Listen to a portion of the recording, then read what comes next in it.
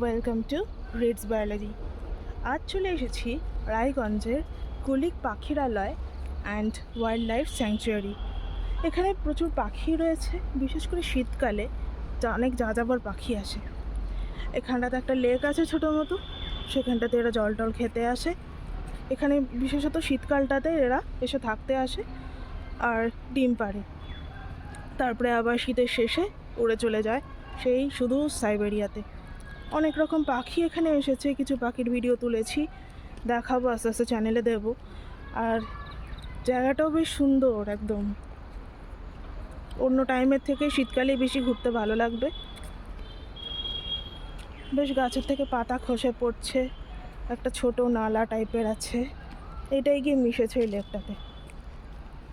দারুণ ভালো দেখতে। একটু মেনটেন্যান্সের অভাব আছে, কিন্তু যাদের প্রকৃতি ভালো লাগে তাদের কিন্তু খুব ভালো লাগবে। আর যারা বার্ড ফটোগ্রাফি করতে ভালোবাসে তাদের কিন্তু খুবই ভালো লাগবে। প্রবেশ মূল্য 120 টাকা জনপ্রতি, আর ডিএসএলআর নিয়ে আসলে 200 টাকা করে। এমনি মোবাইল ক্যামেরার জন্য কোনো চার্জ লাগছে না। ওকে, টাটা।